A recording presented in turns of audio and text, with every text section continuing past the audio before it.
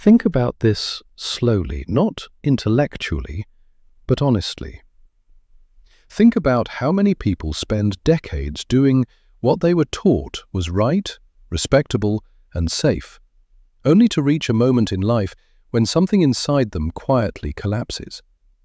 Imagine realizing that the life you carefully built does not feel like home, that you followed the rules, met expectations, did what you were supposed to do, and still feel an unnamed absence. This is not a rare experience. It is one of the most universal, yet least spoken about, moments in the human journey. Why do so many people discover their true direction later in life? Why does clarity so often arrive after confusion, not before it? Carl Jung believed this question touched the very core of psychological and spiritual development. And according to him, late awakenings are not signs of failure. They are often signs of depth. Think about this.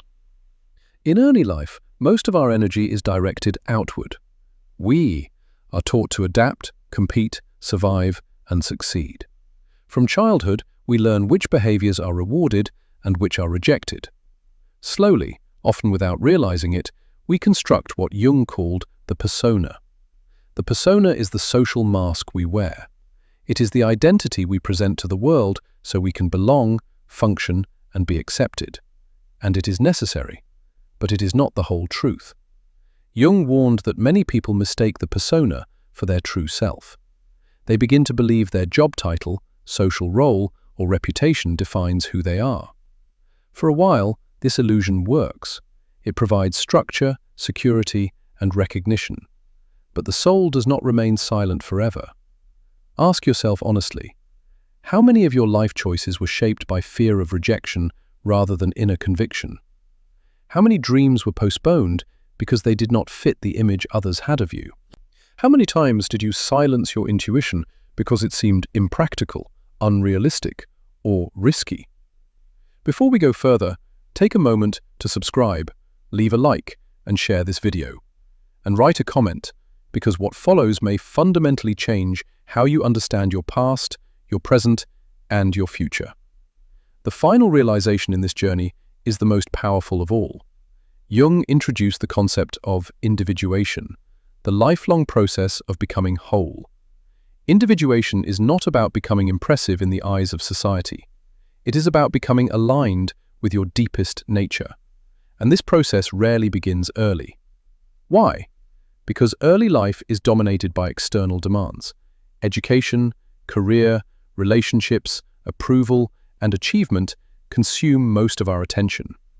There is little space left to listen inward. Jung believed the psyche has its own intelligence and its own timing. Just as a tree cannot be forced to bear fruit before its season, the soul cannot be rushed into revealing its purpose. For many people, the inner calling only becomes audible after outer success loses its power to satisfy. This is why midlife and later life often becomes a turning point. Careers plateau, relationships feel empty, achievements feel strangely hollow. What once motivated you no longer moves you. Jung did not see this as decline. He saw it as an invitation. The unconscious begins to demand recognition. Many people resist this moment. They distract themselves with busyness, consumption, or denial. But the unconscious does not negotiate. If ignored, it speaks through discomfort, through anxiety, restlessness, and sometimes deep crisis. Jung believed that in many cases, depression is not merely an illness, but a signal that the soul has been neglected for too long. Consider Jung himself. In his late 30s, after breaking with Freud, he entered what he described as a confrontation with the unconscious. He experienced disturbing visions, fears, and inner chaos. It was terrifying.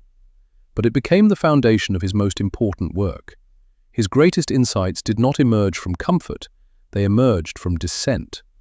History is full of similar stories. Artists, thinkers, and leaders often reach their deepest clarity later in life, after years of confusion and struggle. Jung admired Goethe for this reason, noting how his wisdom matured with age rather than youth. the psyche ripens through experience, not speed. Ask yourself this: have you ever felt an unexplainable inner tension, as if something within you wanted to emerge but had no form yet? Jung believed this was the self calling for integration. The self is not the ego. It is the organizing center of the entire psyche, seeking balance and wholeness. Later discovery does not mean wasted time. Jung emphasized that nothing lived consciously is ever lost. Every job, relationship, mistake, and detour becomes raw material for growth. Often, you must fully live what is not aligned in order to recognize what truly is. Consider this carefully. What if your delays were not errors, but necessary preparation? What if your confusion is not a sign that you are lost, but a sign that a deeper chapter of life is beginning? What if your true path could only be revealed once you develop the strength to walk it? In the next part, we explore how fear, social conditioning, and the shadow block this inner calling, and why confronting them is essential. Reflect on this and share your thoughts. Do you feel your life is leading you towards something deeper, even if you cannot yet name it? Most people believe what blocks them from their true path is lack of opportunity, talent, or time. Jung believed something very different. He believed the greatest obstacles are internal, forces operating quietly beneath awareness. Among them, fear, social conditioning, and the shadow. Fear is not only fear of failure, often it is fear of authenticity. To walk your true path means risking misunderstanding, disapproval, and sometimes isolation. As children, we learn that belonging equals safety. We adapt instinctively to what is rewarded and avoid what brings rejection. Over time, these adaptations become automatic. Jung observed that many adults are still living according to emotional survival strategies learned decades earlier. Ask yourself, how many of your decisions are truly free? And how many are shaped by the need to appear successful, stable, or acceptable? Fear convinces people that deviation is dangerous, even when the current path feels empty. Social conditioning reinforces this. Society celebrates early certainty, linear progress, and visible success. But Jung warned that this narrative ignores the natural rhythm of the psyche. Not everyone is meant to awaken early. Some are meant to mature, to experience contradiction, to live several inner lives within one lifetime. When worth is defined by productivity and status, inner development is postponed. This creates a deep inner split, outwardly functional, inwardly disconnected. From this split emerges the shadow. The shadow contains the parts of ourselves we were taught to suppress. Unapproved desires, forbidden interests, unrealized talents, unspoken truths.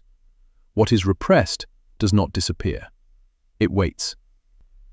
Ask yourself carefully, what parts of you were labeled unrealistic or inappropriate early in life?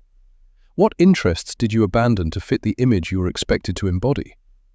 Jung believed the shadow often carries not darkness, but potential. Later in life, the shadow demands attention. It appears as dissatisfaction, sudden impulses, or a longing you cannot explain. Many people interpret this as crisis. Jung saw it as invitation. This is why true paths are often discovered after breakdowns, not breakthroughs.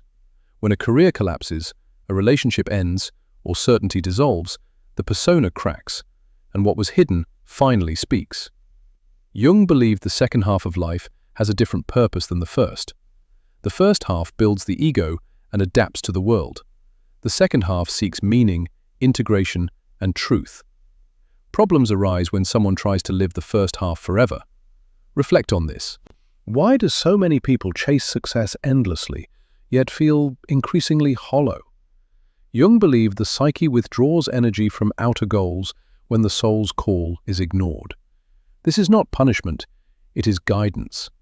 Letting go of an old identity can feel like death. But Jung insisted, transformation requires sacrifice, not of life, but of illusion. Ask yourself honestly, if no one were watching, judging, or expecting anything, how would you live? The soul does not reveal itself to those still chasing applause. It reveals itself when the ego is finally ready to listen. Suffering is one of the most misunderstood parts of life. Most people see it as proof that something has gone wrong. Jung saw it as communication. Inner conflict often arises when a person lives out of alignment with their nature. The tension is not cruelty, it is information. Later in life, these signals grow stronger: emptiness, anxiety, loss of meaning. Jung believed suffering becomes destructive only when resisted. When met consciously, it becomes initiatory. Loss plays a crucial role. The loss of youth, certainty, status, or identity forces attention inward. Many try to replace loss with distraction, but the soul repeats the lesson until it is learned. Jung believed not knowing is a sacred state. When the ego releases control, intuition strengthens, dreams deepen, meaning appears indirectly. The true path rarely announces itself loudly. It often arrives quietly, as curiosity, dissatisfaction, or longing. Purpose is not always a career change. Sometimes it is an inner reorientation. Later discovery brings humility. The need to impress fades. The desire to live truthfully grows. Alignment feels different from achievement. Effort gives way to coherence. Struggle may remain, but it feels meaningful. One sign of alignment is reduced inner conflict. Another is quiet inner authority. Later discovery can be an advantage. Depth requires experience. Jung believed the goal of life is not happiness, but wholeness. When inner and outer life align, resistance ends. Later life is not decline, it is integration. If you are awakening now, questioning now, seeking now, you are not late, you are ready. The soul reveals itself when the ego has learned enough to listen, and perhaps that is the greatest secret of all. Thanks for watching.